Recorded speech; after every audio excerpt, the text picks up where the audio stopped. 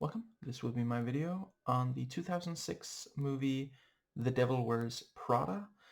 I'm going to start with a spoiler-free review, and then I will get into what I call the thoughts section, a spoiler discussion, but I will verbally warn before I get into that section, which will be full of spoilers. You can safely watch the review if you have not yet watched the movie. It is rated PG-13, so will this video be. And yeah, I really love this movie. I finally got around to watching it.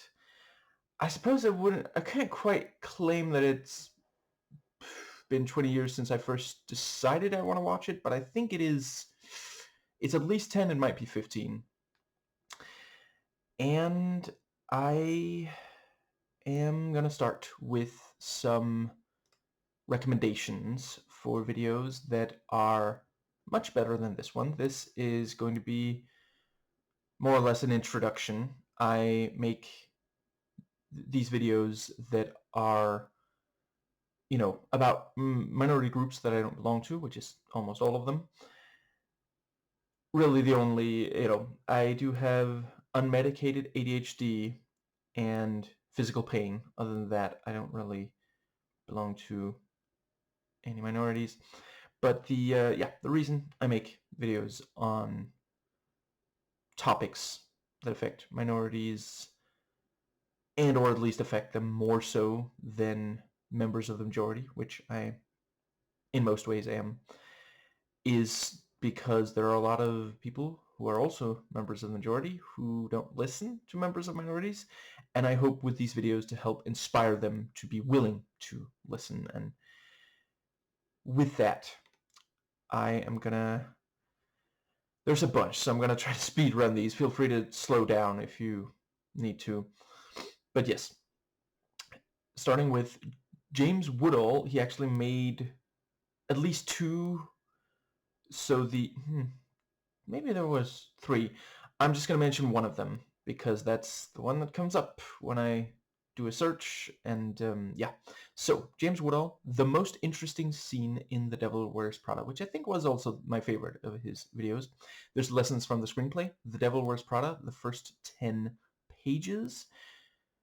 And let's see, we also have Modern Girls, The Devil Wears Prada Style Analysis, Savage Books, Literary Editing. Gentlemen, The Devil Wears Prada is a psychological thriller, I swear. The Take, The Devil Wears Prada, Miranda Priestley, A Defense of Perfectionism. And Broy Deschanel's The Devil Wears Prada is Scorsese for Women. I have watched all of those most when they first came out. I do not remember everything said in them. If I accidentally repeat or restate something that they said in one of their videos, I swear I'm not purposefully, that's part of why I make sure to let you know those are videos I watched. I would not want anyone thinking that I'm trying to just, see, I'm still not sure if does it count as plagiarism, because all those channels are larger than mine, and hopefully you are already watching. Hopefully you will now if you weren't already. Anyway, I think that does pretty well cover. Right, I guess it is worth noting. I don't know. I maybe it was clear from me saying that I, in most ways, am a member of the majority. But just to clarify, I am not a member of the LGBTQ+ community. I would not have a problem with it if I were, but I am pushing 40. I feel like it would have happened by now. There are, things about me that, like, if I was going to be in denial about something, it would be my ADHD. So, as such, being a cishet man, I am very much an outsider to the world depicted in this movie. And I want to make it absolutely clear, there will be jokes in this video, but I don't feel above the world or the people depicted in it. And oh, right, I just remembered. See, I don't know why I didn't. Whatever. I want to say So it's one of Ola Renati's channels. I think she calls it Ole Pop. She discussed this movie. That was also a really excellent video. And yeah, with that, happy Women's History Month. I figured that I should probably do at least one movie this month that is not quite as dark and twisted as the other ones that I'm doing and have done. And right, that brings us to, so in the description box of this video, there is a link to a Google Doc where you can look at the, sadly, as of yet, it is still a work in progress, but a list of a number of the leftist minority voices that I have learnt the most from, and please listen to them over me. So for this one, primarily the female feminists. And I am basing what I say about issues that affect minorities on what I have heard from leftists, particularly members of those minorities, also some that are not members of those minorities, but have studied it significantly more than myself. And yeah, I first heard that I should watch this some years back. Yeah, I guess 15 years ago or something. And I 100% understand why. I am not saying that it is an absolutely perfect movie. I will cover some of the criticisms, particularly ones I have already heard from, feminist women. But it does a lot that is really great. And I'm going to go more into detail about it, but one thing I want to say here up top, in case someone doesn't make it super far into this video, this is really excellently made. Like, I don't think anyone can really make a serious good faith criticism of this as far as technical aspects go. And I think, for a very thorough analysis of that, once again, Bro Deschanel's video. But yeah, I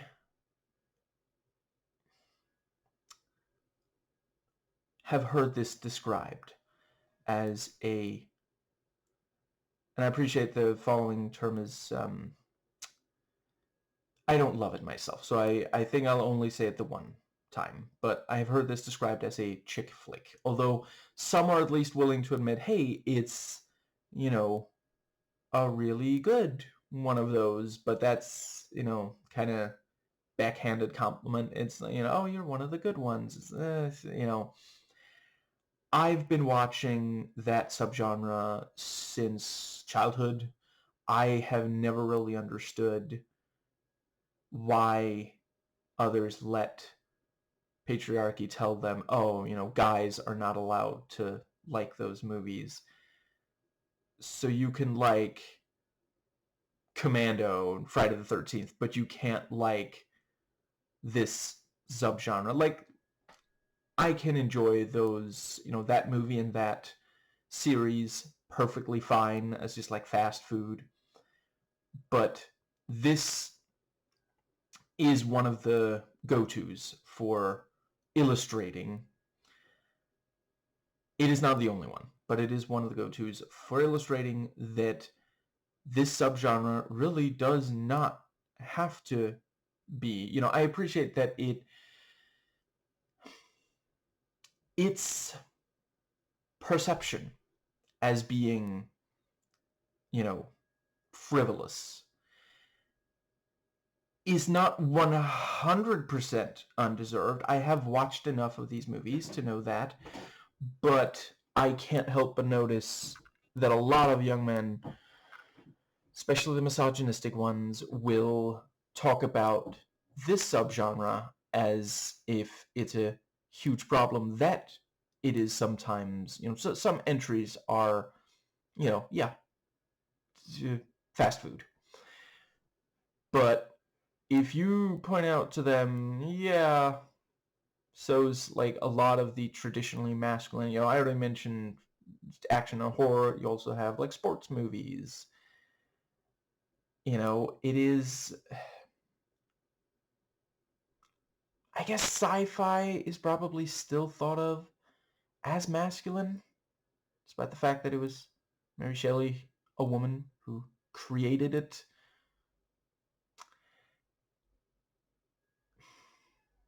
Do I want to double dip? I want to double dip.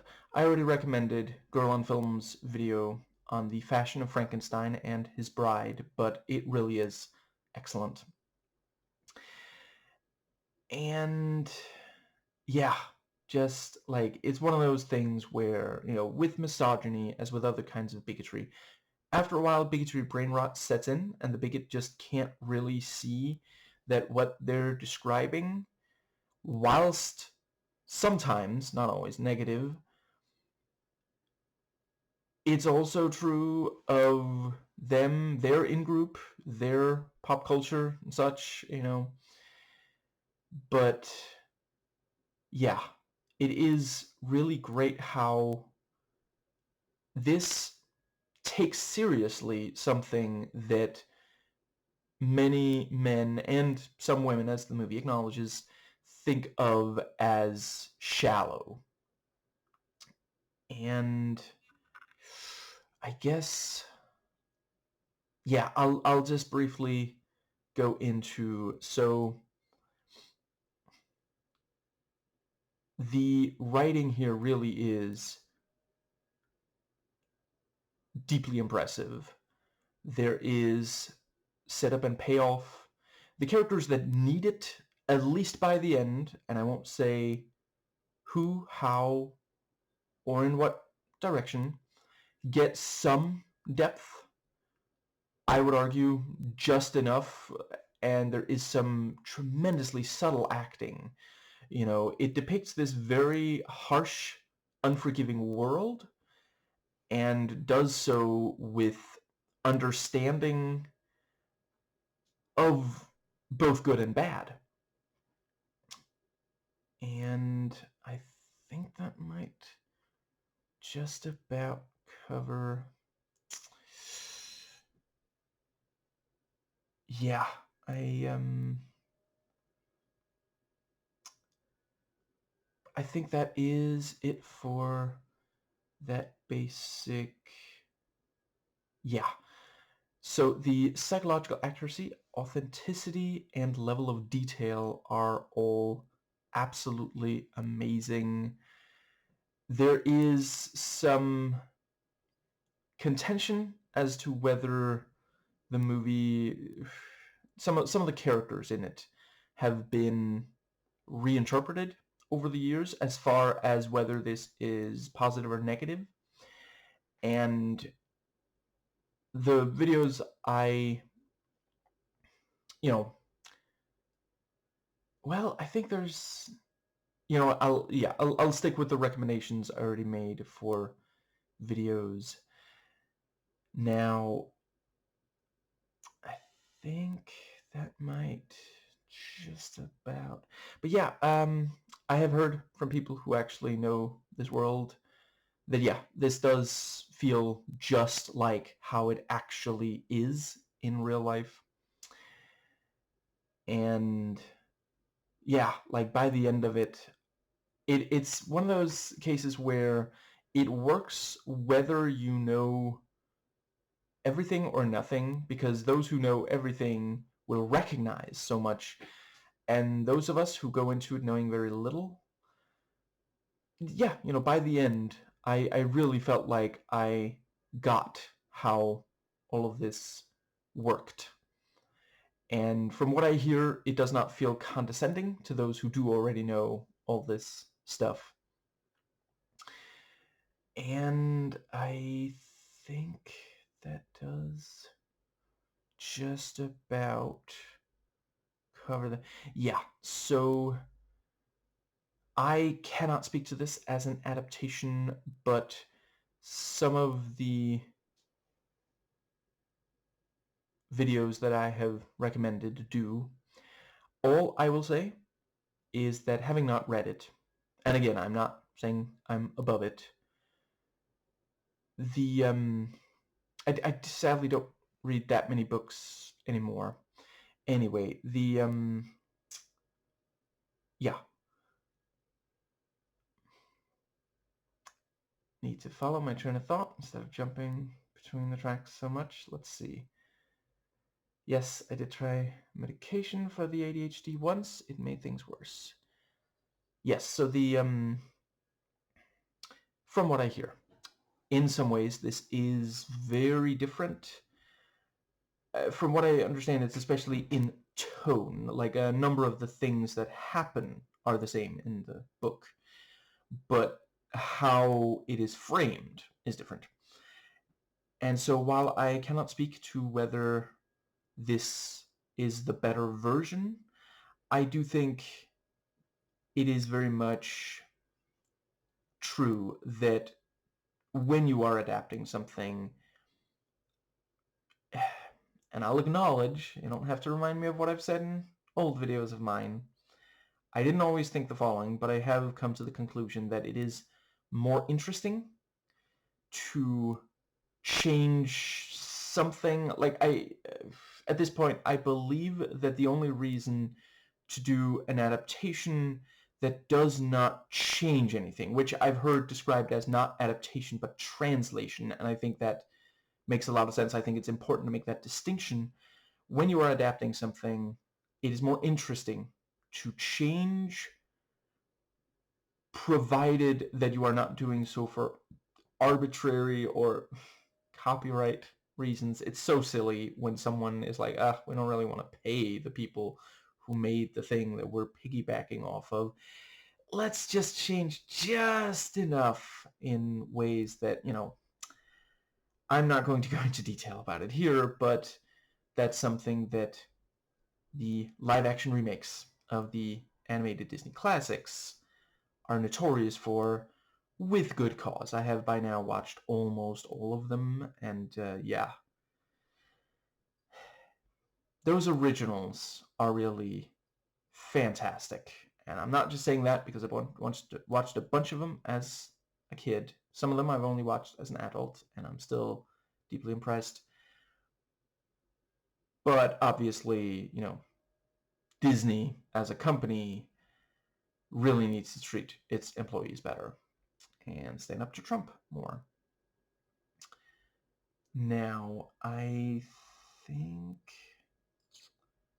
guess it's a decent time to just briefly note, yeah, I mean, I think at this point it's undeniable. I think you really have to be extremely deep into MAGA to not acknowledge that he is clearly struggling, like he is going through some cognitive decline. I am not an armchair psychologist, so I'm not going to diagnose it or something, but the evidence is overwhelming at this point. And even if you agree with his policies, don't you want someone who's more who isn't going through that? I'm not trying to I don't like when people insult someone by going after, for example, their brain. It's and I acknowledge I have sadly done that in the past. I'm working on not doing that anymore. But I think he should probably be receiving help for that, possibly live in a home. I'd love to see him engage in restorative justice, but I don't know if that's at all likely to happen at this point. Now, with that said, I appreciate that by now there is, let's see, there's a stage play and a second movie. I do not know very much about either. I suppose I'm not ruling out watching the second movie. It is not currently on the schedule. Let me know in the comments if you think I really should or should not watch and vlog about that one. It's one of those things where, these sequels that come so many years later, sometimes they're amazing and sometimes not so much. So, yeah. The dialogue here is phenomenal. The exposition is very smoothly delivered. We find out quite early about, how the how do I say this without spoiling? Because there's something about the protagonist's past, not like dramatic, but just something that informs her character that we find out quite early, and it is technically a line of exposition, but it also feels like, okay, yeah, that's how people talk, and it is something that that person would be bringing up in this context. And it's also one of those where, while some of the time it will cut between the two people on the phone with each other, other times it will only show one side, and so that person that we're seeing has to convey what is being said on the other end without it ending up, Bob Newhart, R.I.P., incredibly talented. But that kind of phone conversation really does not work for this kind of thing, That's all I'm saying. He slayed me in, I'm afraid I forget which one, but he was in at least one librarian film talking about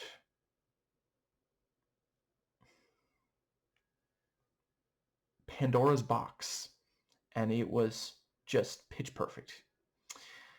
Now, yeah, there are so many little pithy lines. It's a social environment with a lot of sarcasm, and there's some just great little intensely quotable, yeah, and there's there's at least one particular phrase that is repeated multiple times, and I thought they did a really great job with that for reasons that I cannot go into before the spoiler section. And yeah, it's really well written and delivered. All of the dialogue. I don't think there's a single weak, yeah. The direction is very self-assured. So I already mentioned, Bro Deschanel describes it as Scorsese for women, and yeah, like 100%. Like, I have watched at least half a dozen Scorsese films. Quite a fan. Will do videos on his movies at some point. I own several. But yeah, it really does. So once again, she explains it so well. I'm not going to just repeat, which I'm going to try not to, at least. And it always gets the emotion right. It manages to, because that's one of the things said about the subgenre that it fits into. Some people claim that all of these movies are really sappy, and while I'm not going to pretend like that there aren't any that are, I mean, that again is like, well, okay, but do you think it's worse that some of these are sappy than that bunch of horror movies clearly geared at men have like nudity for no reason other than to excite the presumed young cishet male audience? Like, it's, frankly, I would say, we need sap in our lives more, and at least some movies more. And I appreciate some of the movies that had nudity were back when, pre-internet. So it was more difficult to find nudity, but, you also had magazines specifically for that sort of thing. So yeah, I'm not saying that there's something inherently wrong with nudity or sex or that sort of thing in media. I think it is better when it is motivated by something. For example, a sex scene can convey the characters involved, perhaps their relationship with one another, where their head is at. This is, for example, something that I thought was done well in some of the Netflix Marvel shows. For example, Jessica Jones, which I maintain is in some ways the best of those. I'm not going to go too much into it. I did videos on that show already. Anyway, I think, yeah, it is also, I think it's too bad that there are some who say that, oh, women just don't make good directors. I don't know, some of my favorite movies were directed by women in no particular order. 2003's Monster, The Babadook, Boys Don't Cry, The Nightingale. Like, I don't understand how anyone can think that those are not, absolutely just spectacular. Now, I think that does pretty much, yeah, a little bit more on direction. So the story is also kept very nice and focused. It never just goes off on something that is unrelated. It is, yeah, I guess I've made my point about that. So the cinematography is top-notch, and it understands cinematic language to a almost ridiculously pitch-perfect degree. Like the montages, the way that something might be obscured in the frame but be important, the way that the camera will move or not move, it's always motivated. It never felt like, I don't know, this is popular in some other things, so let's just do it here. And that, I guess, brings us nicely to the editing. So briefly more on montages.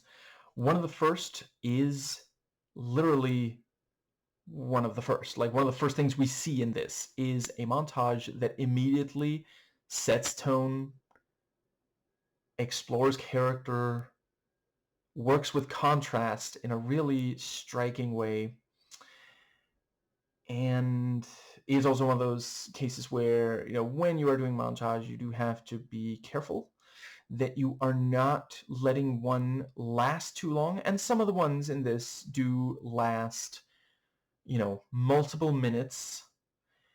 And I would argue they always managed to balance it well, because the thing is, if your montage does last multiple minutes, keeping in mind it is technically a montage if you just have a few seconds of just more or less the same image, but with some, variation within the frame. And, the movies made around this time were sometimes in a hurry. I think there are very few action movies in the early to mid 2000s that got pacing quite right. And yeah, this one never felt like it. Yeah, and honestly, several of the entries in this subgenre that I watched from around this time, I thought, well, I suppose, okay, not all the pacing is the best in Night and Day, but once it hits its groove, 30, 40-minute mark, I thought the rest of it really worked.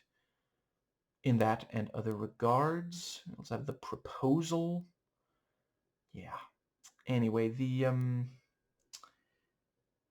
I think so length and number, and sometimes proximity to each other of montage in a film, it has to be carefully considered because you can wear out the audience. You can, and once again, some of these, what the first one is right up top, so, and yeah, it always got something important across in a very effective way. I'm so glad that this did not use a bunch of narration where it like technically could have. A bunch of book adaptations do, and understandably so, because that is the thing. Like, I forget who said it, but I saw once someone say that words construct a wall that can never be broken down. And I think that does put it very succinctly. I do believe it was an author who wrote that. So on the one hand, it means they're, maybe really good with words. On the other hand, maybe they're also, really, really high on their particular world, not necessarily their own personal work, but that, but I do think there is a lot of truth to it. And it is very difficult. There are a lot of decisions that have to be made when you are trying to adapt. A direct translation is very difficult. I think that does pretty much... Yeah, in general, the editing is really great. It's trimmed down. It's very slim, which I feel is quite appropriate. It's one of those cases where one of the characters describes working in this particular job as the protagonist is able to, as an opportunity that is huge. And it is one of the only things in this that are certainly visually... The building that they work in is as well, but it is a movie full of, thin, fit people. But yeah, like, there's really nothing here that doesn't need to be for one reason or another. I mean, I'll acknowledge some have found aspects of it frustrating, but I don't think that, that they, for what it is trying to do, those scenes did need to be there. The issue is maybe you think that it shouldn't be doing those things, but I think it's very important to make that distinction. There are movies where a scene just has no... I already mentioned, for example, a bunch of horror movies have nudity for no reason that is, in... dramaturgically speaking. Now, I think that does bring us nicely to the production value, set design, locations, costumes, and makeup all being truly astonishing. Like, there's no frame of this where for a fraction of a second you feel like, kind of cheaped out on that. There was actually... I read the IMDb trivia, which is worth reading. There was apparently something... I can't really give away the details, but there was something where they did have to make a financial decision, and like, watching it, I'm like, I couldn't even tell. And yeah, these are also aspects that really convey things about the character, the environment, and such. Maybe you see... Well, this is not a spoiler. You see it almost immediately where... You know what? At this point, I should just give her a name. The protagonist's name is Andy. And we see where she works, what she wears, how, her makeup, where she works, the company runway that she starts working at the start of this. And it really does convey a lot. And I really admired how much, like, it is willing to criticize, but it never really just tries to demean. Like, it's got jokes, both at the expense of Andy, who, you know, not a spoiler, it would appear doesn't necessarily fit into the world of runway, the world of fashion as, you know, seen in runway, but also that world indeed. It's got respect for it and an appreciation of it. You know, this is a world that back when I watched, you know, yeah, I mean, I was about to say primarily movies made for men, but honestly, even some made for women, and, you know, that's in part because under patriarchy, women are shamed for their interests.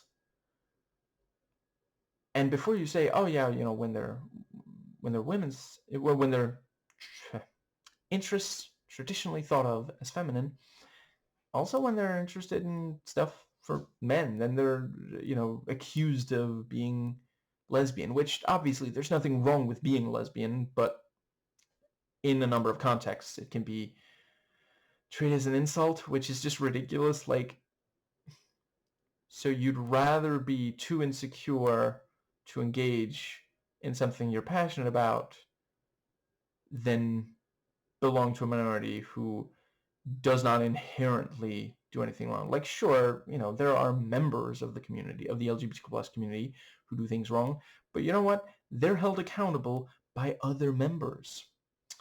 Not all, I will acknowledge sometimes, you know, but the leftist members of minority groups tend to hold other members of those minority groups accountable. So we cishet white men really don't need to be going, you know, super critical about them, just saying. But yeah, I think that, oh right, and to be clear, what I said, you know, about like, would you really rather be, you know, about insecurity, I'm speaking primarily about men, not, you know, yeah, members of the majority. Anyway, I think that does bring us nicely to the music, which is also so good. There is licensed and original score, and both just really nail the vibe and also doesn't overplay it. You know, sometimes when you have this thing of like, let's use a pop song to accentuate, sometimes you end up with, let's see, I think it was Alias that was rightly accused of using lyrics that literally just describe how a character that we're witnessing is feeling, and it's like, I'm sorry, is this a music video all of a sudden? What's going on right now? There are good things about that show as well. Now, I also thought the sound design was really solid. There's certain things where we really notice the sound something makes. The characters are really, really well done. I did not find myself indifferent about anyone. Obviously, there are some where we're like, oh, that's not a particularly pleasant person, you know. And that's the thing, like, yeah, you know, some people who work within fashion are jerks. That's kind of capitalism, you know, which I'm not making excuses for. I'm saying that's not like, you know, fashion is thought of as traditionally feminine, but that trait is not unique to feminine. It's just one of those that gets more hate when it is feminine. And this is actually a point that the movie itself does make. And I think, and I suppose this is a decent enough time to say, I have found that a number of entries in this subgenre, perhaps especially those written and or directed by women, are more willing to criticize certain aspects of, you know, stereotypically feminine culture, which, once again, like, I'm not saying you can't do that, just do it in good faith. Like, do it from a position of actually understanding it. There's this really spot on line in a some years by now old College Humor sketch where two people are talking about wrestling, and seemingly they both hate it, and one of them is coming from the position of someone who barely knows it, much like myself, and the other is someone who does know it, and it ends with the person who barely knows it saying, you really know a lot about wrestling, I forget if they maybe also say, how come you hate it? And then the other person says, yeah, I love wrestling, that's why I hate it, and it's that sort of thing. I think it's great when we are able to criticize aspects of the culture that we like. I guess I've already said, but just to reiterate, yeah, there's a lot of horror and action that I love. I still try to criticize the aspects I feel deserve it. Now, I think that does pretty much cover the yeah, yes, to finish the sentence I started, I have personally found that members of minorities, when they produce their own media, are a lot of the time more willing to criticize their own environment compared to members of the majority, particularly conservative members of the majority. And I think that does... I'm gonna go into the acting and combine that with the characters. So yeah,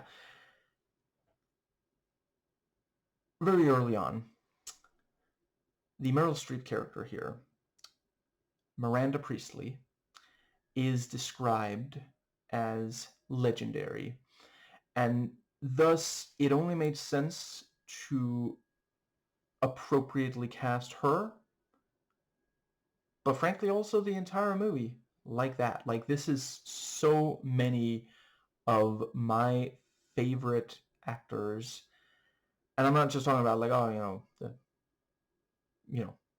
actresses. I mean, regardless of gender, these are some of my absolute favorites. So, and apparently originally Glenn Close, like, I think she turned it down because she was starting to get typecast as a villain, which does mean that she did 2 live action 101 Dalmatian movies, but 0 Miranda Priestley character. I mean, I don't know if she shows up as a multiversal version of Meryl Streep's version in the second movie, but yeah, I don't know.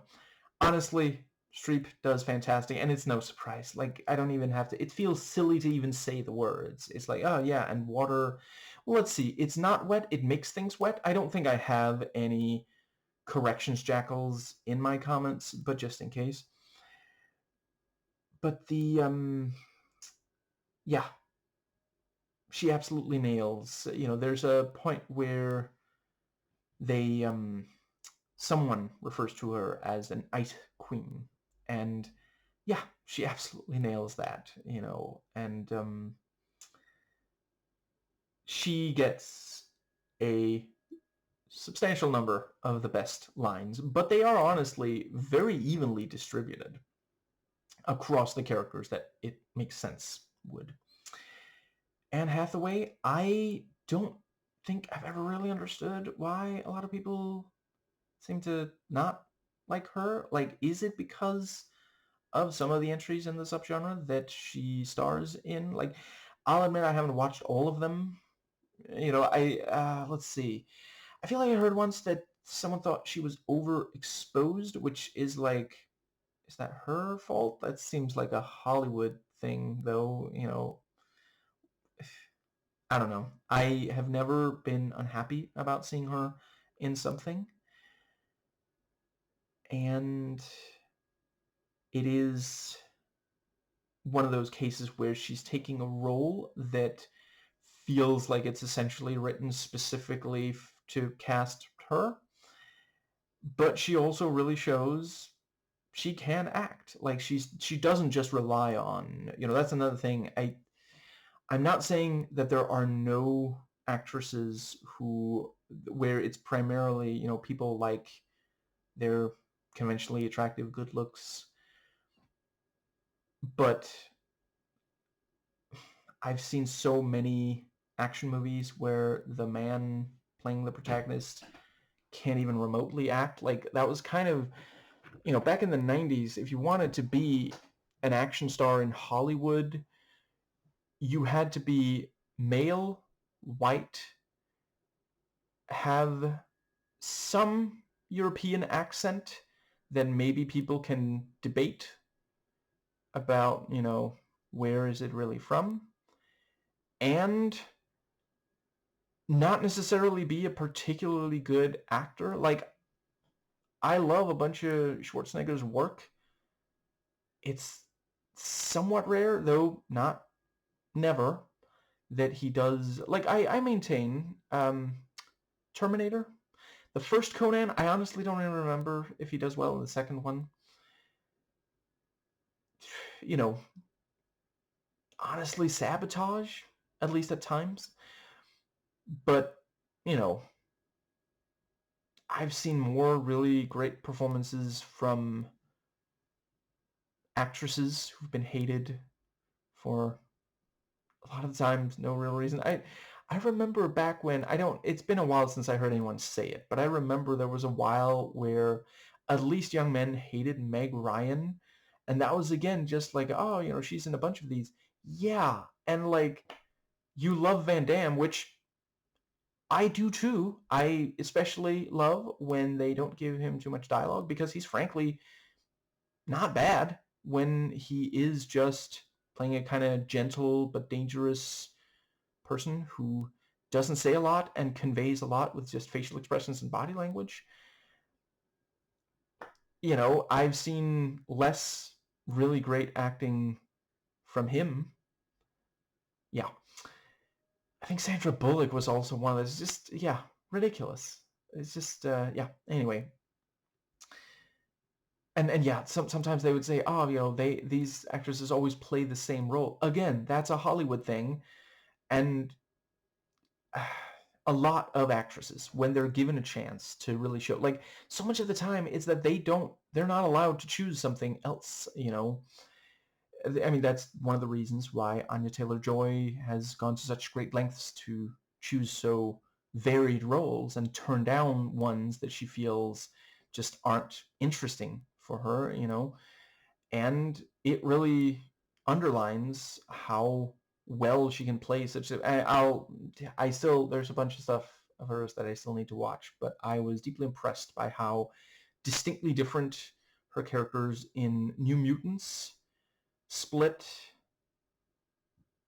and Glass, those two somewhat go together, although those are also very different performances in some ways. And it's right on the tip of my tongue, I swear. The Menu. Now, let's see. I think, yeah, just, Anne Hathaway here firing on all cylinders. Like, yeah, at times it is just the charm, charisma that comes so naturally to her. And not only in roles, also like interviews and such. But we do also see more to the character. I guess I don't want to give away exactly who, but there are a number of female characters in this, and I will just say at least one of them is allowed to do something that might be a mistake, and the movie acknowledging, hey, they're still a human being, fighting back against century of misogyny in films, and of course, much, much longer if you go further back. That's what patriarchy does. This is a progressive channel. We support women's rights and women's wrongs. And I'm a big believer in stories that depict minorities. And again, I base this in part on what I have seen from members of various minorities. I don't think I've actually come across any minority group where I haven't found at least one prominent member of that minority who's a leftist who has expressed that they do want complex characters. They don't want perfect ones, which again, like I'm only going to say it once, but some men will accuse every female character that they don't like of being a Mary Sue or girl boss or something, words that at this point have lost all meaning. Like I saw someone recently point out, so when you're using one of those terms about a female character, what you really mean is there's a woman and she made you feel inadequate in some way because like maybe she's confident. Like, this is stuff you love in male characters, and frankly, having watched my share of both men's and women's, traditionally speaking, media, I would say I've seen more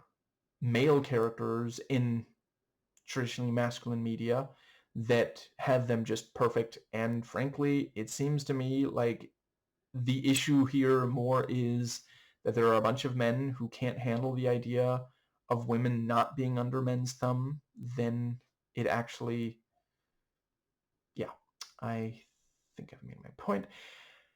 Yeah, other than that, we have Emily Blunt, the chemist, who in this particular case doesn't have to put in that much effort as far as creating chemistry because the ones she interacts with are also so talented, but it doesn't feel like she's sleepwalking at all through it. Stanley Tucci, you know,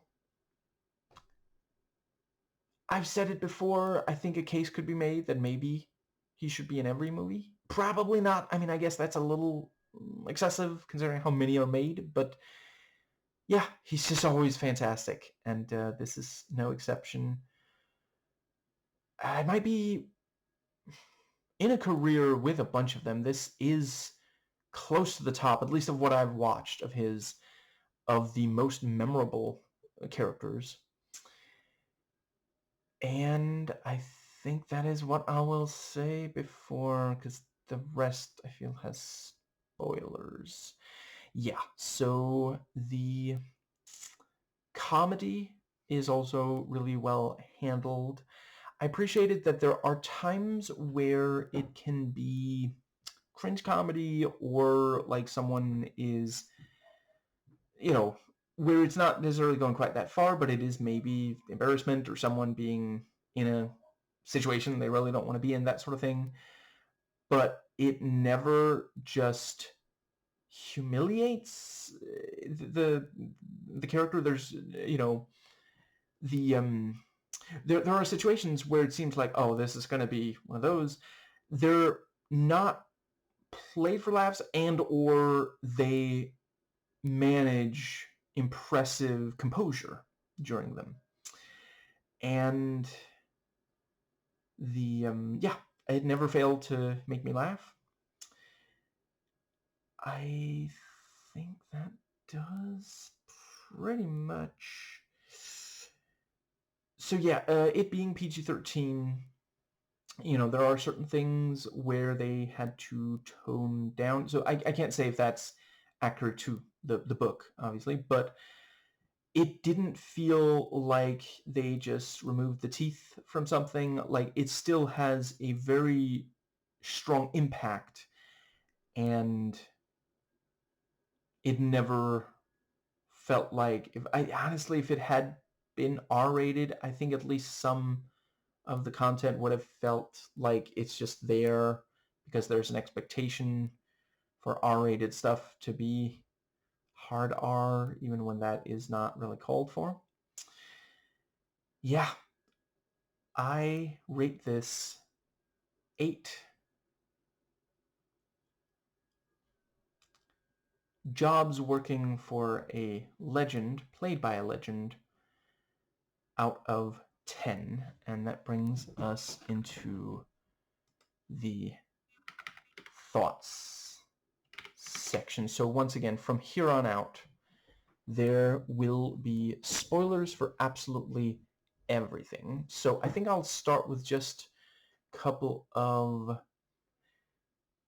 So the line that I mentioned that is said more than once is a million girls would, now I don't remember if it was die or kill, but one of those. There would be a death involved for a million girls for yeah, this job. And I love the way that it starts as a sort of, what are you even doing here? You know, why do you think you deserve this when so many others want it more than you, more qualified than you?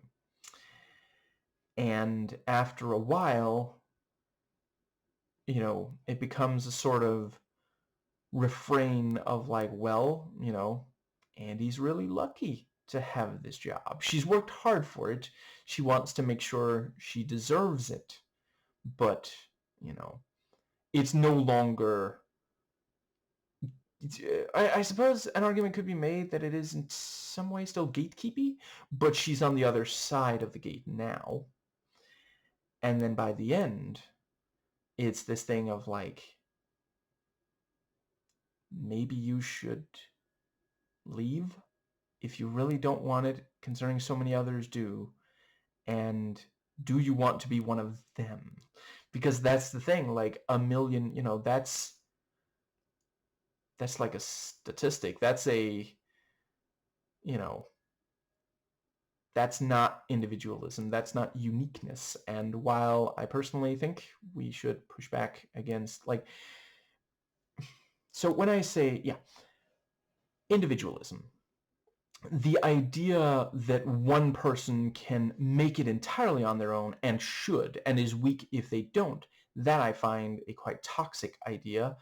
And frankly, it's kind of just capitalist propaganda. It's something the rich try to convince the rest of us so that we'll turn on each other, because if we all unite, you know, there's only so much they can still do, which is part of why we're seeing, you know, threats and acts of violence carried out by, for example, ICE, sometimes against American citizens. I'm not saying that it's okay if they're not American citizens, but as it is, the law has special protections for American citizens, and even those are being violated. So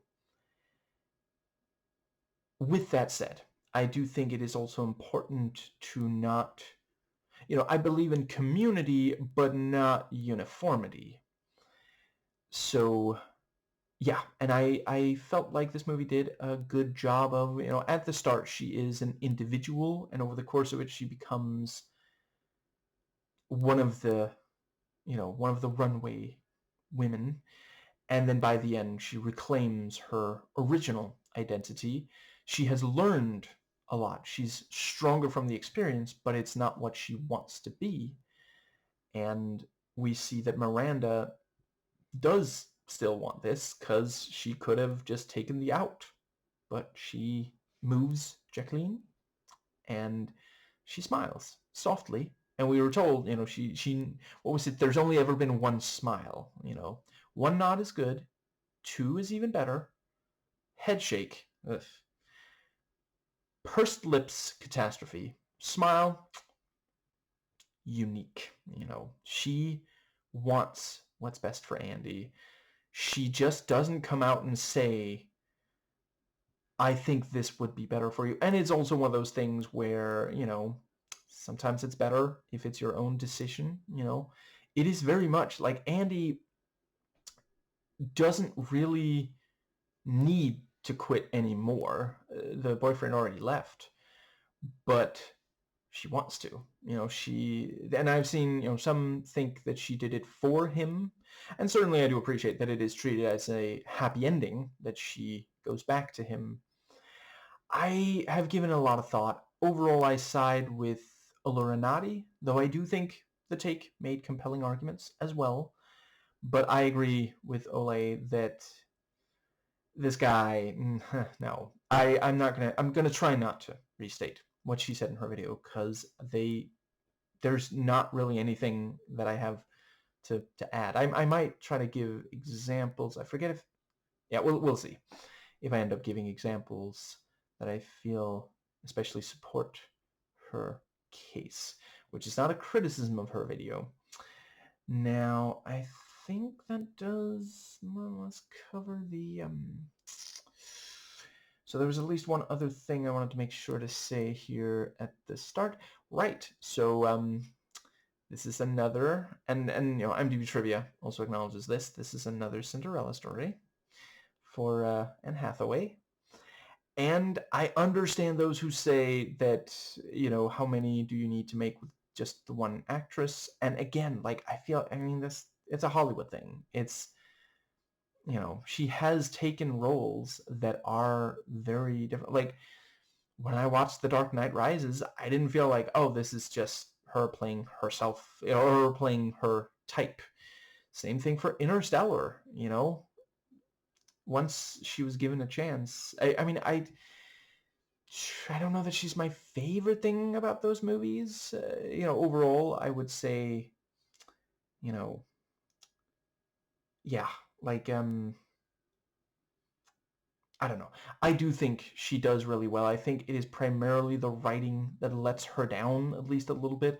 I didn't necessarily feel like there was any time in those where she just did really poorly. I especially found her impressive very early in The Dark Knight Rises for reasons that I will not give away in this video, but it's something you should find out by watching. But that, and I thought the rest of it also lived up to that level that she set there. I think that that does cover the, yeah. And I acknowledge, you know, the, again, it's a Hollywood thing. This thing of, like, are we supposed to pretend like Anne Hathaway is not conventionally attractive just because she dresses down and the makeup is minimal? You know, it is silly, but again, it's patriarchy, it's Hollywood. There's so many actresses who specifically ask to not have to do that. Again, that's, you know, when you sit down to watch an Anya Taylor-Joy movie, you don't really know exactly what she's going to play or how she's going to look. Like, she is made to look fairly plain in Split, for example, and the menu accentuates her conventionally attractive good looks, you know, so and in both cases that's informed by the character. And then, you know, I acknowledge there are actresses who are not particularly willing to dress down or that sort of thing, and so much of the time it is like, yeah, they know that it could, like, for a long time that could be really detrimental to your career. Anyway, think I think those are the only things I wanted to say here at the very start. So yeah, gonna try to keep the rest of this more or less chronological, scene by scene. So I don't have a lot to add about the opening montage to what Broe Deschanel already said. But yeah, I agree. It really is very, very nicely done. It immediately, like, you just get what this is, and I especially appreciate it. The little bit of editing that has us thinking, oh, Andy is, you know, putting on lingerie, putting on these expensive shoes, stuff like that. And then the camera, like, pans or cuts, and we realize, oh, no, that's not at all the case, you know. And, yeah, you know, clothes, makeup, method of transportation, all of it is there. Choice of food, you know. Now, I think that does bring us nicely to the actual interview. And yeah, I thought it worked well that immediately she is being treated rather rudely by everyone at Runway, you know. Yeah, Emily immediately says, well, HR have a sense of humor. And, you know, she talks about Andy as if Andy can't hear her to, you know, let's see, both I'm afraid I forget his name right now, but the Stanley Tucci character, my wrists are very sore right now, so I'm not really going to be looking up more stuff. I spent what I had for this video on looking up the YouTube recommendations that I had. Anyway, let's see. Other than that, we're told, she's hiring her own replacement, Emily is, and that's, again, one of those things where this is more a criticism of capitalism than, like, traditionally feminine, jobs and such. I've heard of plenty of men forced to hire their own replacement, working, an office job and such. And we have the thing about, like, well, I'm about to do the pre-interview. Well, you screwed up the last two, so I'll do it. And the thing about, so you have no style, no fashion sense. No, that wasn't a question. Yeah, that's a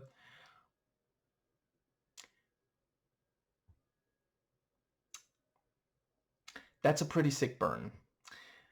And let's see, this thing of, like, saying, basically sending her away and then having Emily go and get her back. So immediately it is established she's not really welcome there, but I don't know. I guess Miranda is feeling in a charitable mood. Doesn't happen often, so, don't get used to this. I guess if you really go above and beyond, maybe you can stay for at least a little while, okay? Which, again, capitalism, that is also a thing that I've heard of happen to men in the workplace. Now, I think I will just briefly talk about, the really great job on the montages. You have a bunch of times. The first time, Miranda just throws the coat on the desk, and Emily's like, "You do the coat, hurry up."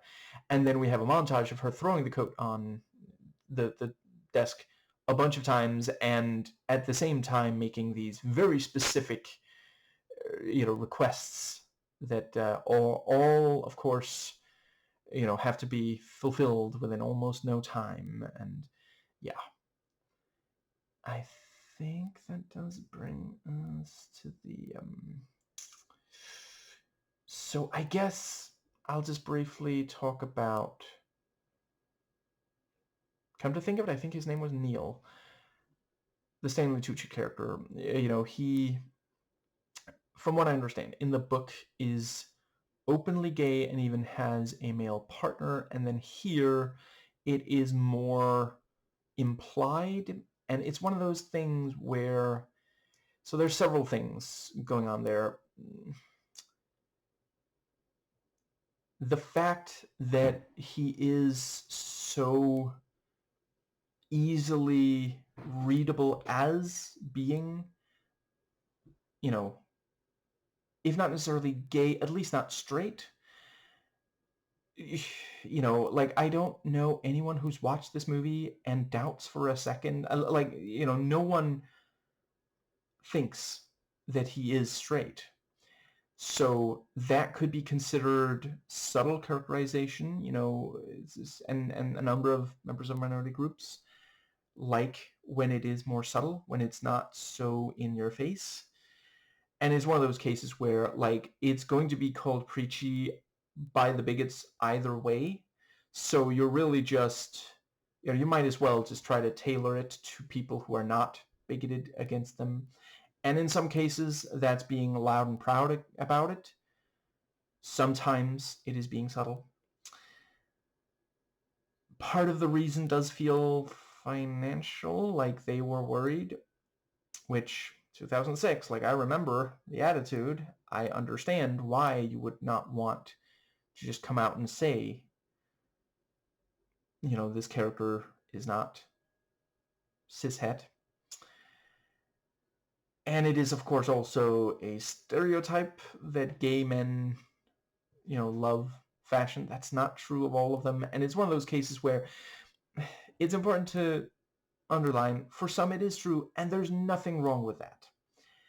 The thing is that it is the only, really clearly non-straight male, and as such, to say, because he even has a line about how he used to dream about it and had to pretend he was going to soccer practice, but he was reading Runway, and now he works there, which it is great that, he accomplished his dreams, although it's a little bittersweet that, he did not get the promotion, and yeah. But the fact that there is not an alternative, there's no other non-straight male character who is kind of disinterested, it's even kind of, well, let's see, I guess he's not, I think he is supposed to be straight. I was a little bit unclear on if it's just the two of them are friends, and then also, it's a friend group of 4, but Andy is dating, I think I will just call him Jerk, because I agree with Ole that he is. The two of them are dating. I was slightly unclear on if the other two are also dating and it's like a series of double dates, or if it is just that they're friends with, but I wasn't, so I'm not sure if he is supposed to be straight or not. Yeah, it's a little, the fact that he admits that he loves this fashion stuff, and then he says that he is actually a girl, and that's obviously a little bit like, is that really necessary? But at least it's not really it's one of those cases where it would be really bad if he said, if he was pretending to not like it whilst really this is a case where he feels so comfortable with his friends that he admits that he loves this thing that is thought of as traditionally feminine, and he doesn't say, well, I am gay, so maybe he is straight, so we do have a straight man who's passionate about it, maybe, so that is great, and certainly, can confirm, and now I don't remember his name either, Christian, not gay, might be bi, but not gay. Andy can confirm. And the, and that was a case of, I mentioned in the spoiler-free review, it's just enough that we clearly get it. Okay, that was definitely, they had sex, clearly. She wakes up in his bed, and then he walks out having just taken a shower, and he's bare-chested. That's not something you do with someone that is not at all, hypothetically, with him knowing that she's attracted to him, and she already agreed to come back to his hotel room, if they didn't have sex and he's walking around like that when he knows that any moment now she could be called away to Miranda, that's a real, don't do that. That's such jerk behavior, And the, yes, so the, I guess, does that bring us to the, there was definitely at least one more thing I wanted to say. I thought they used the scenes with the friend group well to establish, early on, first time, as soon as she's back from the interview, she makes fun of them, and later, Jerk is calling her on that, saying, you used to make fun of them, now you are one of them, which is one of those things, I think there is some truth to it, because, by the end of the movie, it is clear, no, she does want something else, it's, the want versus need thing, she wants to impress Miranda, but she needs to stay true to herself. True to her heart, she must stay true to her heart. And I think that does... But yeah, you have the part where she brings a bunch of stuff that Miranda did not want, so she can give it to her friends, and they're really excited about it. They make fun of, oh, you just want to take the phone when Miranda calls, so they're like playing keep away, and she gets annoyed with them, and, I forget the exact word. Did she call them a-holes maybe, or something along those lines? And, she wasn't joking. She was actually really upset with them. And yeah, it is one of those things like, under capitalism, sometimes your job is going to try to push you into being something that maybe you don't want to be. And I'm not saying that, like, it's avowed communist of a movie or something. And I know for some people, they think communism and they're like, red flag. But for mainstream 2006, this does go a good amount of the way into capitalist critique, and I really appreciate that. And that is one thing where, the fashion world is a perfect, yeah, sphere to explore that. It's one of those things where, like, I suppose if the masculine equivalent might be American Psycho, Wall Street. Yeah, so I guess, the, yeah, we of course have the makeover. I appreciate that it's of its time, and again, it is in some ways criticizing it, but the thing about, like, so the women who work here just don't eat. No, of course they don't.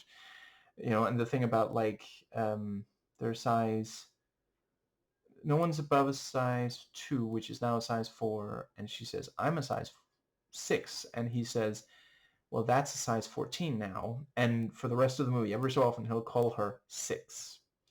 And then she says she's now a 4. And yeah, it is a good way to show that it is, she is going far in that direction, even though early on it was clear that she was uncomfortable. She likes her onion bagel, and there's nothing wrong with that, very tasty. But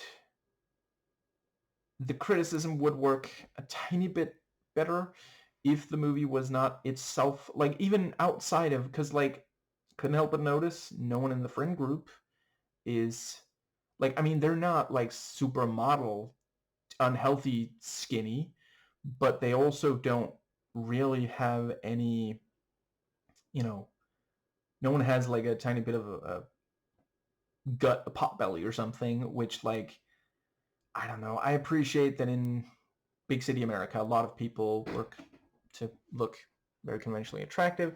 It just kind of felt like that group would have been, like, I think if the movie had been made today, there's some, especially if it's, well, I get, yeah, Hollywood still struggles to be, diverse when it comes to body shapes, but some would make it today with more diversity in that. Also, like, everyone here is conventionally attractive, even the ones who are not part of the fashion world in other regards than body shape, I mean.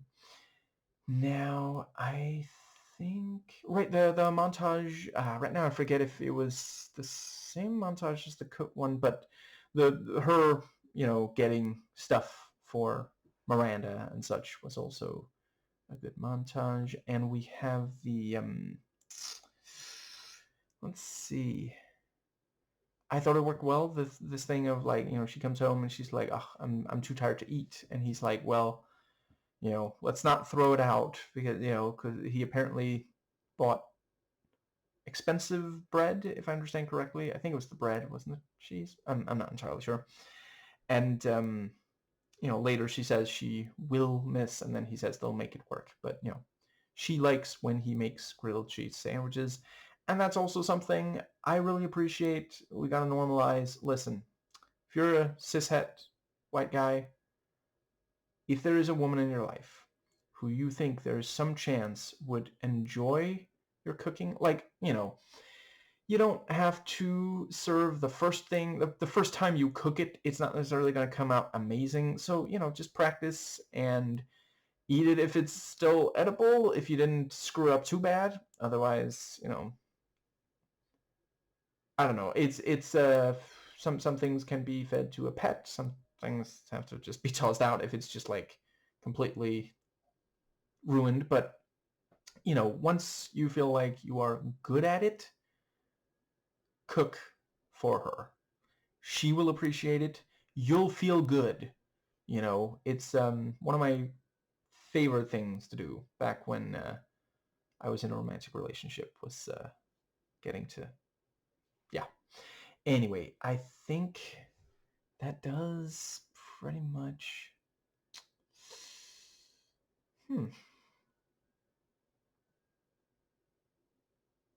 I guess that is. Oh, right. Obviously, if the one you're with genuinely just like you can tell she's not just saying it because, a lot of times women will feel bad about asking for things from men. But if you can tell, okay, she really does not want you to cook for her. If you don't really want to cook for her, okay, you're compatible in that regard. If you really want to cook for your partner and the one you're currently with absolutely hates that, I mean, start with maybe having a conversation, explain to her that would mean a lot to you to cook for her. And if she still just can't, maybe you aren't compatible, and that's fine. There's so many other people out there. Some women do internalize misogyny, and some can turn a little homophobic, transphobic, even when there's that sort of, yeah. Anyway, I think that does pretty much, yeah. It was fantastic when so the book, has to be taken to, right. Also the part where she, she's not even been told how to, deal with the phone. She's just told you have to deal with the phone. So she answers it and like, oh yeah, Miss Priestley. Yes, Miranda Priestley. That's what I meant. That's so silly. Like, the number you dialed. Like, why do you need to confirm that it's when you already got Miss and then the last name? Like, did you think her twin took over temporarily or something? But or sister, I guess, could have been. Anyway, the yes. So the how do you spell Gabbana?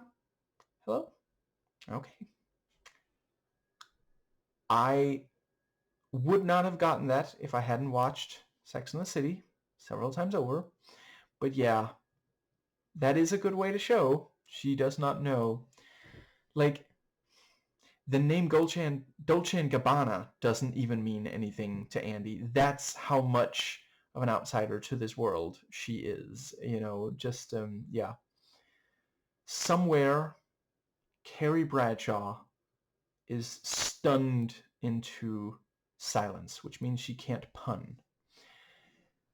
Which I appreciate. Some prefer it that way. I always like the puns. Anyway, I think that does cover.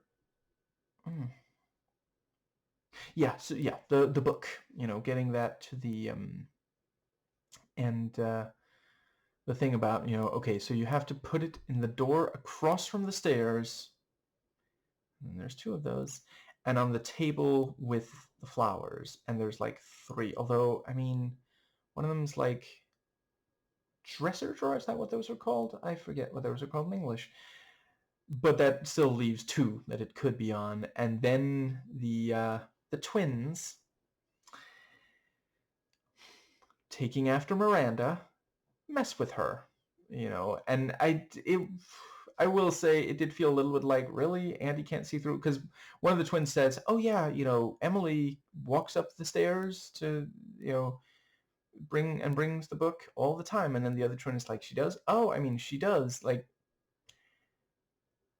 I wouldn't have hated if that had been like the other twin, like suppressing a giggle instead of asking out loud, because it's like, really? Why would Andy believe? I don't know. Maybe she's one of those people. Like, I appreciate, we like to feel like we should be able to trust children, but sometimes they make things up. Like, I have empathy for kids, and if they are accusing someone of something serious, it should be taken seriously. Anyway, and she walks in on this discussion between Miranda and him, and it's like, that is unfortunate. And then the impossible, Harry Potter request. Yeah. But Christian comes through. I also thought it worked well, the dynamic between, he's like, oh, Miranda, she'll eat you alive. And then later, like, oh, I guess you are keeping up with her. But and he really does help her. And I also appreciate, like, it did not feel like the movie was shaming her for, she was with Christian. They were on a break. And let's see, if we're being honest, Christian has been nicer to her, been more understanding, listened. I do appreciate Jerk did pay some attention. There's the thing about, like, wait, but you said Emily dreamt about going to Paris. So he doesn't like what she's doing. He does remember at least some significant things. A lot of guys don't do that. But the movie, you could still leave with the interpretation, he's still not quite a good guy. That's how I read it. Because that's by itself not enough. But it is an important element, a good start. Like, I honestly don't really think that if you are someone who is unwilling to listen to your partner when they talk about something that is important to them, I don't think you really deserve them. Like, work on that. Like, we're all works in progress. Nobody's perfect. Nobody ever reaches perfection. It's something we always strive towards. And, if you are someone who has a bad memory, like, I sometimes struggle with that. But if you're unwilling to at least make the effort, then I just don't think you deserve that person. And that does go both ways and for all genders and such, but stereotypically speaking, it's, cishet male thing to do. Possibly also specifically white, but I'm not entirely sure about that. I don't think I know enough about non-whites to say for sure. Anyway, let's see. Yeah, it was very clever. She calls Christian and asks about the manuscript, and her name dropping Miranda to get help was also. And yeah, the thing, she comes to Miranda and is like, and what am I gonna do with one copy? Oh, no. This is extra. I made two. I even changed the covers so it doesn't look like manuscript. Well, where are they? Are they here in the room with us right now? They're with the twins on the train to the grandmother. And Miranda, just this subtle little, she's like, you may go. And there's this subtle little smile. She's like, impressed, And yeah, like, it's one of those things where in the long run, these are things that, like, Andy is going to be able to really go above and beyond. Now, to be clear, I'm not making excuses for capitalism. I'm saying the movie is displaying that sometimes going through difficult times can build character, which is, of course, something American cinema is completely obsessed with. I think that does more or less. Let's see. There's at least one more thing that I really wanted to make sure to say. I thought they did a fantastic job on the setup and payoff of, like, there are times where Andy will, either not walk when the light is green or, like, start to walk into traffic or, something because of Miranda, because Miranda's on the phone or such. And then with Emily, we actually see her be hit by a car. And it's, it wasn't exactly, we weren't expecting it to happen to Emily, but of course it had to happen eventually. This is one of the things that can happen when you work for Miranda Priestley, And because it's PG-13, they can't like show her flying through the air in a really graphic, disturbing way. So what they do is have the clothes that she was carrying fly into the air. So it is conveyed that this was violent without it showing violence against a human being. It's somewhat reminiscent of how the PG-13 Hellboy 1, there's a fight scene where someone uses, I forget what those are called, but it's got coins in it to hit someone else with, and every so often coins will go flying out when it's hit especially hard, and that's in place of blood spurts. Anyway, that's one example. There's others from that movie, but I don't want to spoil those.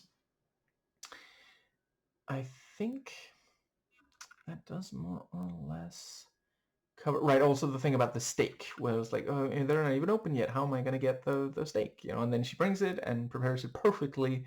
It's like, oh, I don't want that.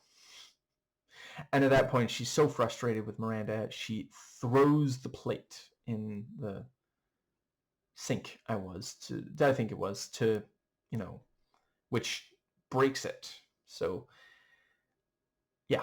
I mean, she used to not, think she cared about fashion, but she used to be neat and tidy, and not break stuff. I think that does cover, let's see. Yeah, I really appreciated the way that the relationship grew between Andy and the various, even, so let's see.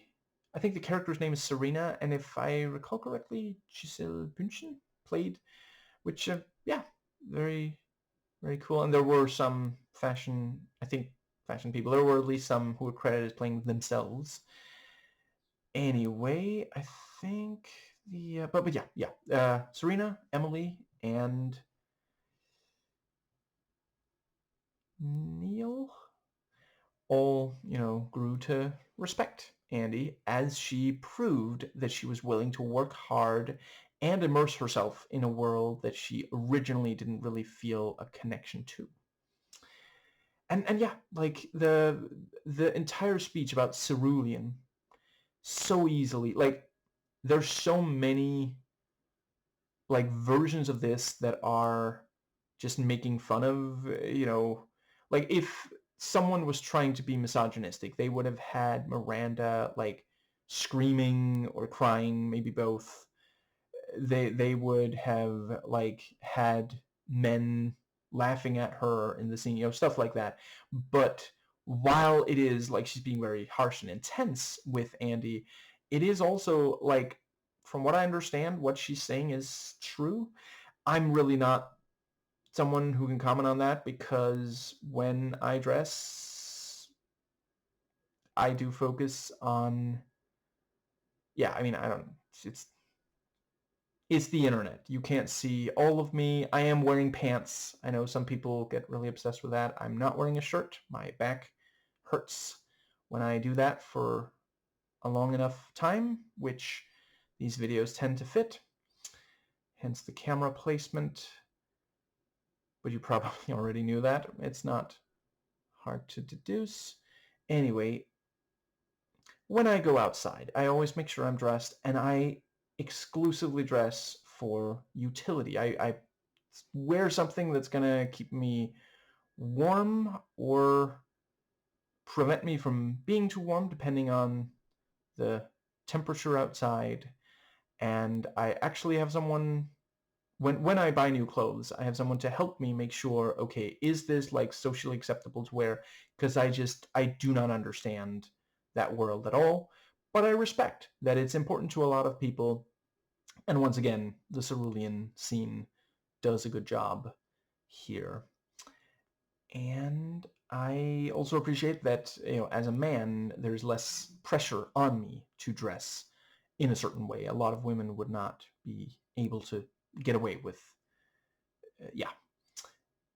Anyway, and I also, I live in Denmark and not one of the largest cities, so I am fortunate enough to, yeah, it's not super important to that many people that I'm around in real life.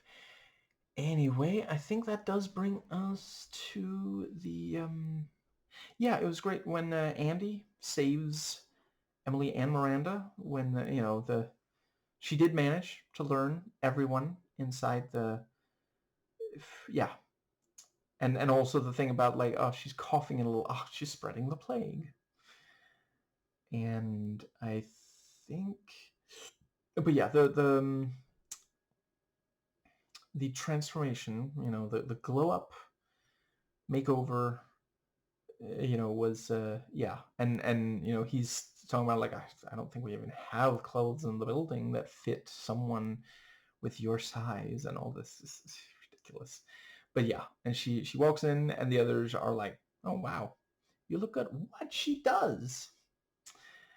And yeah, the part where Andy also starts responding back, Glenn is like, what did Miranda explain? And Andy's like, yes, she explained in detail and gave her reasons. Right. Point taken, I guess that does right. As someone who does not really understand fashion, I can still appreciate, yeah, they do look great. That's another place where, if this was meant to just hate everything about the fashion world, obviously they would have dressed them in what, like, it's been so long since I watched Zoolander, but from what I recall, that movie seems to really despise fashion and models and such. And I remember it as being that, the fashionistas and such are dressed in a way that's obviously ridiculous. That's one movie I really appreciate. I mean, a lot of things about Mila Jovovich, but she's a big deal in that world. She has designed, she modeled, but you know, she got a chance to play a memorable role in this comedy that makes fun of that world, and she jumps in with both feet. Like, there's no holding back. Like, I always crack up when let's see, I think it's what's his name again? Will Ferrell, maybe, who's like sitting and saying something like, oh, that person is so hot right now, and just the look on Mila Jovovich's face and her body language, it's so funny. She's one of my favorite parts of that movie, and I'm acknowledging right now, I don't know if it aged well. I have not watched it in like 23 years or something along those lines, but it gave me a laugh back in the day. I had a Ben Stiller phase for sure. Anyway, I think that does. But yeah, and the thing with Paris, and I really appreciate the movie does hold Andy accountable. It does say, yeah, you made this decision. I appreciate that, that's one of the reasons why some interpret Dirk as not being a jerk. Because he is someone who points out, hey, this was Emily's big thing. You're just going to take it from her. And he calls her out. You keep making decisions and saying that it's not your choice. And that's also, broken clock. Like, you are, I think movies are just more interesting when someone is sometimes right, sometimes wrong. And I guess that does right. I also really appreciated I got a sense that this was definitely more like saying it sucks when you have to work a job that you hate, which is more anti-capitalist critique, rather than it was saying, ugh, fashion world, so ridiculous, because like the other three in the group also don't like their job, and let's see, yeah, also the part where Jerk is in a huff and, she's like saying, you really don't like the way I'm dressed and this sort of thing. And that's just like, listen, unless she has just done something horrible. And I appreciate in the scene with her father, which that was what I refer to in the review, just in case someone's wondering, he says something along the lines of, you got in to stay in law, quit it to become a journalist, and now you're not even a journalist. And that's technically an expository line. And, it's also giving us a little bit of background. Oh, stand for law. She's really, really smart. But it's also important for her character. She, like, not only did she really want to be a journalist, and by the end she is, and it's, this thing about the union, that's exactly what we do here, so this is her dream job. And it was also like she just didn't get callbacks. It was that, or what was it, an auto mechanic, which, yeah, I do kind of appreciate that. That's like the, she really doesn't want to do, she's okay with fashion, but she really doesn't want to have to do with, because it's saying that she's not as traditionally feminine as Runway, but she's also not like a mechanic, which I'm not saying there's something wrong with a woman being, or anyone being, like, right now we need vehicles, so mechanics are obviously important. Like, I respect anyone who works a job that is important and does make the world a worse place. Like, I, not the biggest fan of, like, people who work oil, for example. Anyway, I think, does that bring us, let's see. But yeah, in the scene with her father, her mother is brought up, and Andy decides to revisit her previously shelved plans of matricide. If she had gone through with that, fine. Jerk can indeed say that he doesn't think she looks good. Other than that, just don't do that. That's such a, women are judged so harshly for their appearance. Don't make her feel insecure. It's really, yeah. And obviously I'm joking. I'm not saying she actually is considering killing her mother. It just amuses me to take a joke and turn it into a different joke. Because obviously she's joking. It's, it's ridiculous to think that she would actually kill her mother a second time. Anyway, I think that does bring us to the, right, and also the thing about, like, well, the flight's been canceled, so you have to get, it's like, well, I'm sorry, but the weather, it's just a little drizzle, and we see behind her is, like, the what's it called, the palm trees are, like, I'm sorry, that takes a pretty intense wind to get palm trees moving like that. And there's, like, a lightning strike close by, like, holy crap.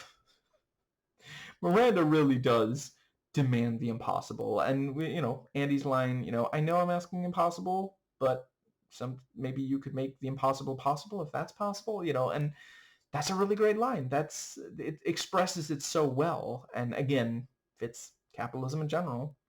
People have been fired for not doing something impossible or completely ridiculous. Like, remember years ago where there was that case where a driver had to abandon the the stuff they were transporting in their truck because it was so cold that they would have been grievously injured, maybe even died, if they had stayed, and they were, like, fired, and it went to court, and I forget if they did end up losing or what, but yeah, the argument was, well, it's his job to stay with the way. He's not allowed to leave them behind. He should die just so we have that power over him. Like, what would it have accomplished? Like, it's one thing to say, oh, well, this person would have been really, really exhausted. Like, even that, I think, well, sounds like a good case to maybe hire more people to do the job so that they can, not be exhausted. But, I mean, as soon as you have the 8-hour workday, like, there are studies that demonstrate, listen, before you reach 8 hours, you're already not delivering peak performance. It would literally be more beneficial if the point was purely to get the work done as well as possible, to just have, yeah, I forget the exact number, but you can look that up. have them work the ideal number of hours and then bring someone in for the next, And I appreciate that part of it is like wages, but a lot of these, like look at the absurd wealth of the richest. Like there is no such thing right now in America as just not being able to pay. Like, listen, if someone works at a small place where they're just not earning enough profit, I would argue, taxpayer money should go to make sure that they can still have a living wage. And, you could just trim, honestly, even just a tiny bit, though I would argue you should go much further, of the ridiculously bloated military budget and stop giving tax cuts to job killers. Stop calling them job creators. That's not what they actually do. That's propaganda. Sometimes they do, but a lot of the time they love to remove people's jobs, replace them with automation of various kinds, AI that gets stuff wrong, which sometimes ruins lives. Anyway, I think that does bring us to the but yeah, so Emily gets hit by the car, and for once she eats. I was wondering how exactly she was going to react to infamously horrible hospital food, but yeah, I mean she's stress eating basically. That's, again, it's demonstrating how upset she is about this. And I did really appreciate Andy does go and tell her, because that's one of those situations where a character that was just completely despicable would have been, like, well, I guess I'll have to tell Miranda that you can't come to Paris. I'm sure she'll find a replacement. But no, she actually tells her. Like, we don't see her telling her, but we see her react. We see Emily's reaction, so clearly that is what happened. I also really appreciated this thing of, it's, again, great device. Early on, she keeps calling for Emily, and, Andy doesn't respond immediately, and then, I forget, is it Neil? Is it, someone is like, that's you. And she comes in, my name is Andy. Well, Andrea, but everyone calls me Andy. And for a while, and at one point she's introduced as the new Emily, not even the job title, not even like the new first assistant, but by the end, it's Andy, even sometimes Andrea, even by Miranda. And I think that does bring us to, so the scene of, yeah. So Andy says that she is too drunk, and she says several other things.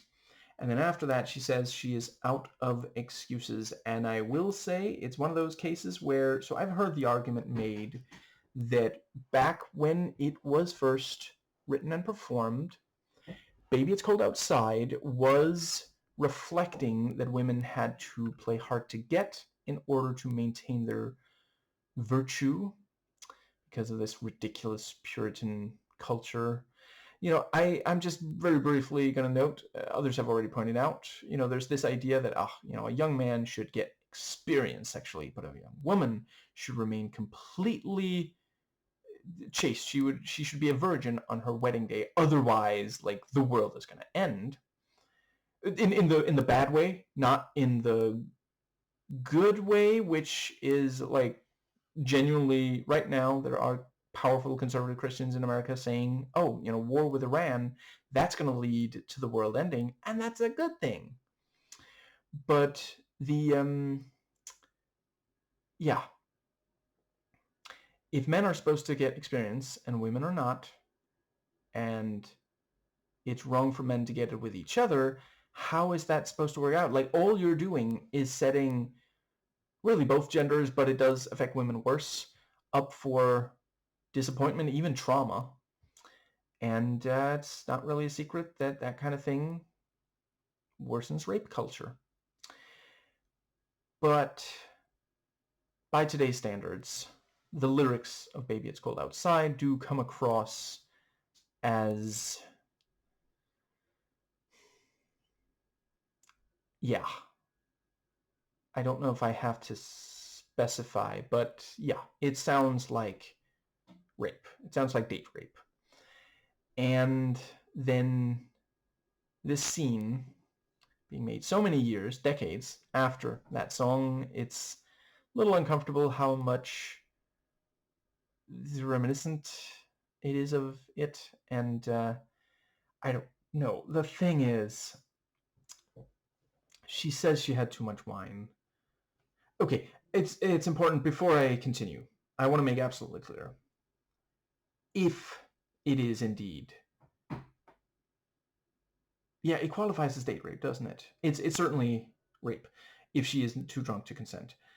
If it does indeed qualify, I'm going to explore it briefly. If it qualifies as rape, then it is wrong, and it's especially wrong to paint it as romantic. And that is something that was a problem around the time this was made. I think it still happens in a number of too high a number of movies, mainstream movies today. I have seen a number of movies these days be much more aware and really take care to depict consent in completely unambiguous terms. Here, when I look at her body language, she doesn't look drunk as such. She looks excited about being with him. She's not slurring her words, and like she is consenting to the kissing. Like, she is on more than one occasion she leans in. He is making clear he wants to kiss her, and she's the one who leans in and closes the distance so that they are kissing. That is very, very clear. Nonverbal is fine. Consent. And I think and I appreciate, they don't, she's not really punished for it. Like, he doesn't turn out to be as big a jerk as Jerk. He, like, still is like, you want to work for Miranda? But he's also not, like, saying, well, I don't want anything more to do with you, which is kind of what Jerk, he went in that direction. They took a break. I think that might... Yeah, so Paris, the thing about the... I don't love that Christian did not tell Andy this. Like, he knows how much she cares about Miranda, so... But yeah, ultimately Andy is a character who does try to tell people that she respects if something bad is happening to them, and celebrate their wins. I like the thing where, it sounds like Glenn is like, Neil, Stanley's character. It sounds like he is, celebrating the job she got months ago. Like, that's kind of late, but no, it's his dream job that he's now getting, and she's genuinely happy for him, despite, him being really rude to her. And he's still, I think at that point, he's still calling her six, so yeah. And I think, and yeah, early on, it put me off, but by the end I did appreciate, this is just the world that of fashion under capitalism. It's cutthroat, so they are making all these really mean comments. And by the end it is clear it's not really what Andy wants. She can, but she wants to be a journalist, and I don't know. It felt to me like the movie is saying it's not inherently wrong to be in this world. Just make sure it's what you want. Emily wants it, and she's there at least until, if they are able to find someone to replace Andy. Yeah, that's what I meant to say. And, ultimately, Stanley's character is more or less happy there, even though he was screwed over by her. And Miranda, she made sure she keeps this position. And it is this thing of like, she is, she says they'll refer to her as Dragon Lady, but this is how she has to be. And this is also something Andy says, if she were a man, they'd only be talking about how great she is at her job, which is undeniable. No one in the movie ever suggests that Miranda Priestley is not truly one of a kind, unbelievably great at this, but they're going to replace her until she pulls a smart move on them because she's not so young anymore, And that's something that really, yeah, it happens way too often to women who are so talented, but, there's always someone younger. And, like, once you saw that she had to do this, manipulation just to keep this job that she's the best at, yeah, like, no wonder she's so hard on everyone around her and, demands perfection even when that is not feasible at all. That was so great when she was like, oh, the recital, it was to die for, I'm told, because I wasn't there. And let's see, I think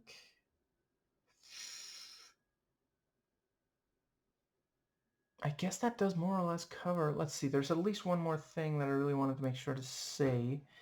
So right, decent performances out of the twins, honestly. This was before that was always like these days. I feel like it's very rare. I will deal with that later.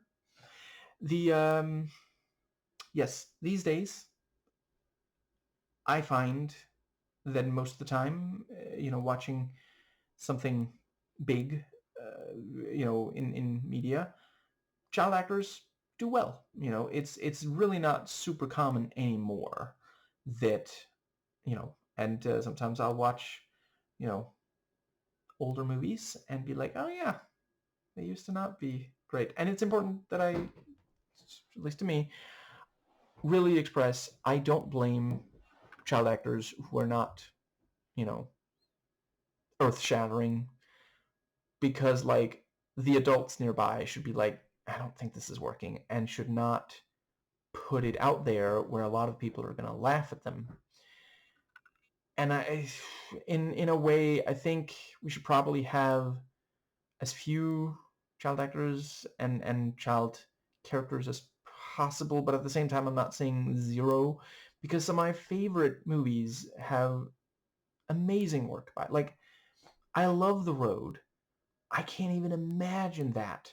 If you, like, okay, hypothetically, let's say, I don't know, you age him up so he's an 18-year-old instead of, I forget, is it maybe 10 or 12 thereabouts, I'm sorry, that's just a different movie, and it's just not as compelling, because such a big part of it is protecting this child, in this unforgiving world.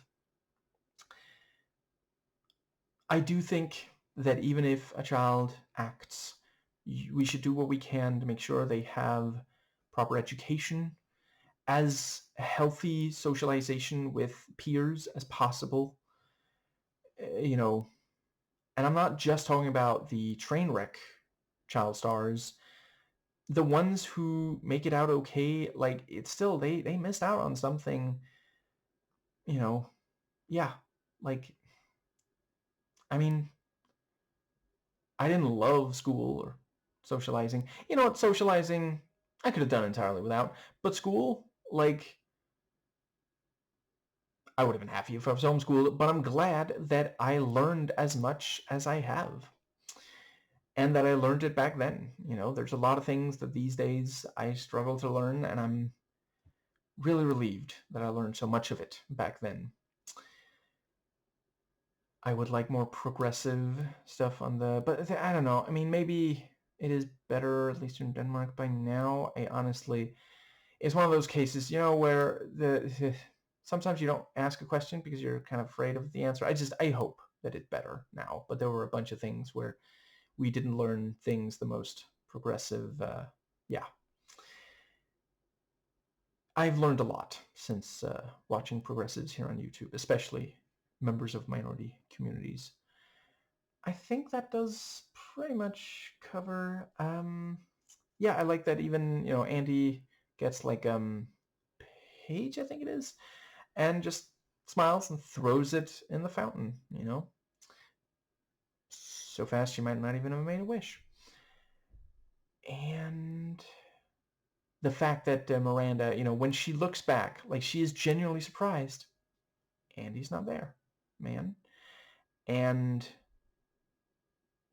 the fact that just shortly after she is happy about, but she also hides it. She doesn't smile in public and is, I think it's right after she said, go, what are you waiting for, to her driver or the driver. I forget if it's her own. And I guess that does, okay, I feel like there's at least one thing that I really want to make sure to say. Let's see. So if the, I appreciated that she did put, when she's talking to Christian, like he's like, hey, I can introduce you to the editor. And she's like, it's Jerk's birthday. That's it. So I should go, and he of course doesn't appreciate that.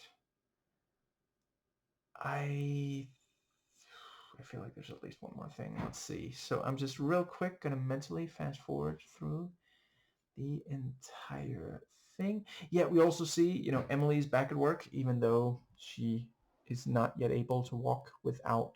And I'm afraid I've heard that word is offensive, so I will just say she is using support to walk, and yet she is back at work, and, yeah, what's the word again? She's mentoring this new person,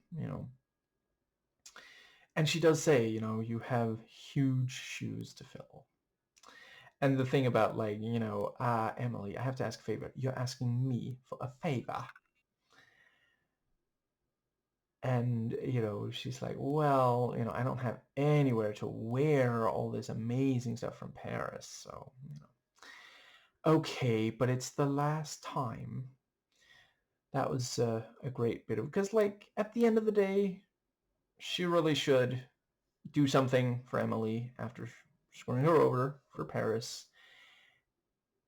And listen, I appreciate, okay, if not Andy, I guess Miranda's going to find someone else. Yeah, but it still hurts if it's someone you trusted, And I also like that early on, they don't talk about like personal stuff, and then after a while they do start, and then there when she's like, I'm not gonna, this is going wrong. I forget exactly. Oh, I think that's when she's got the flu or something, and she's like, I'm hearing this. I want to hear this. Yeah, I like hand puppets too. Anyway, I think that is... I mean, you're not telling me that she's not saying that she wishes she was watching Randy Feltface right now, right? I know. Obviously, I'm just joking. Pretty sure Randy wasn't active then in 2006. I forget. Anyway,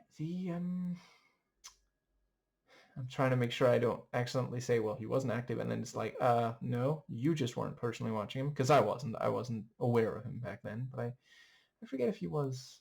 No, yeah, wait, maybe he was that back when he was still with Sammy J, maybe?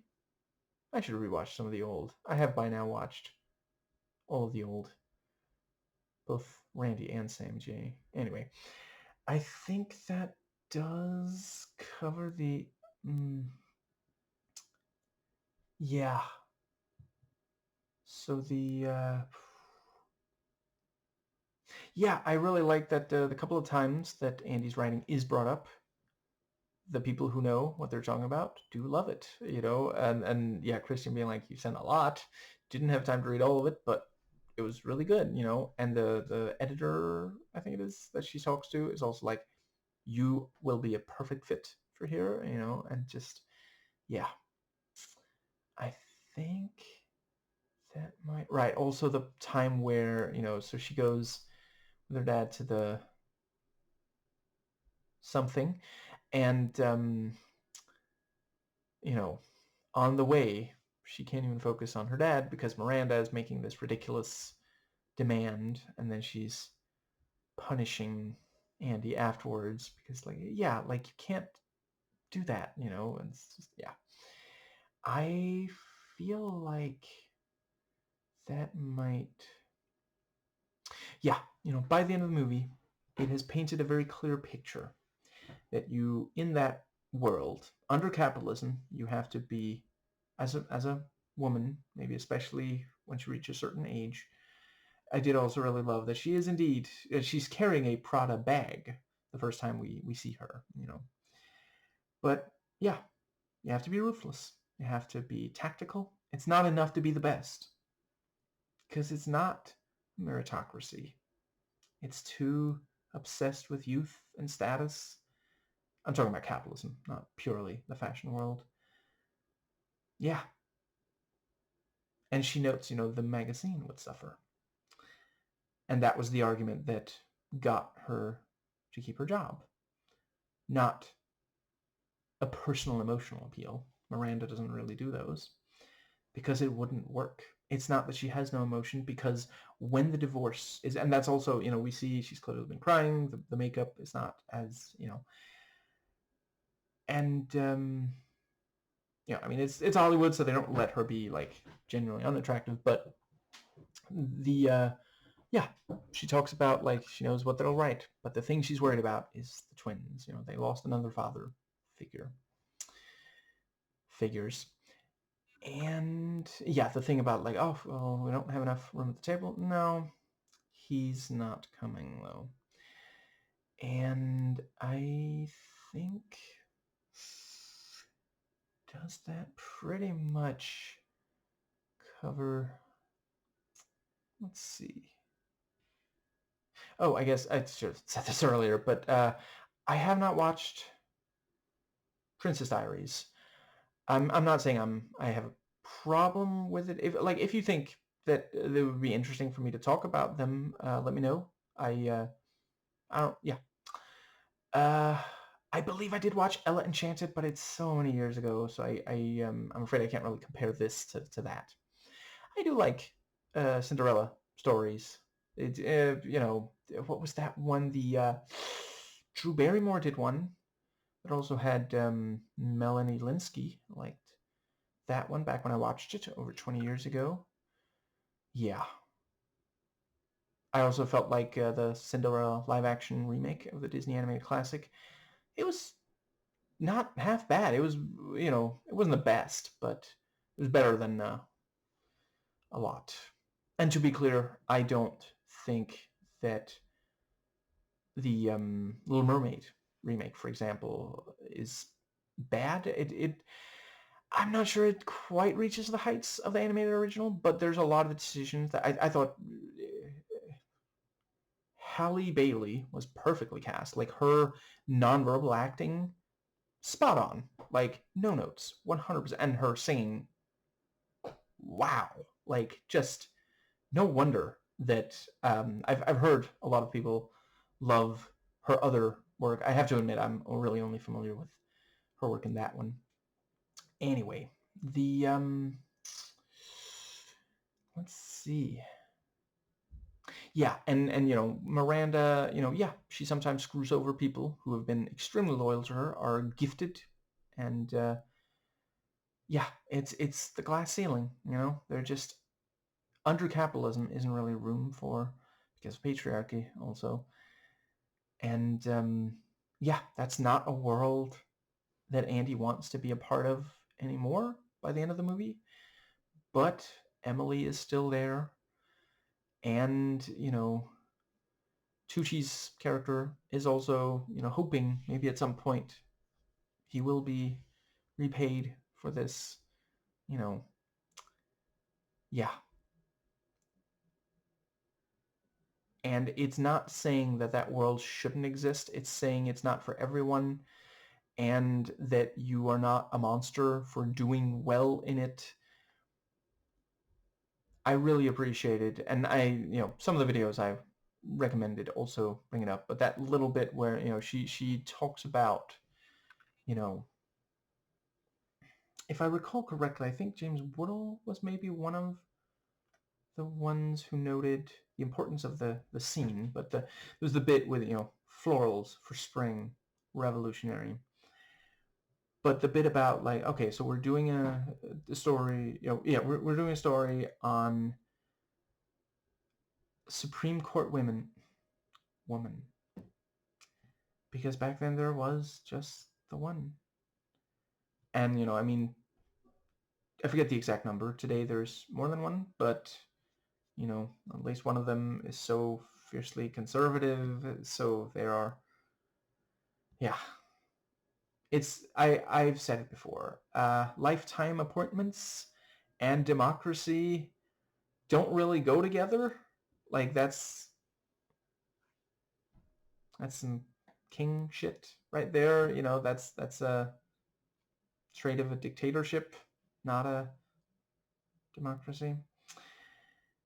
Yeah, I think that covers it. So yeah, really, really glad that I finally got around to watching this, and I do feel bad for the twins because I also wanted to note so yeah, the thing about like everybody hates their job. Yeah, 2006, this generation, are they millennials? I can never remember. I'm no good at but the generation they belong to, yeah, hate their jobs, can barely make rent, that sort of thing, so. But the yeah, and the thing about how and having to get money from their parents and such to be able to make rent.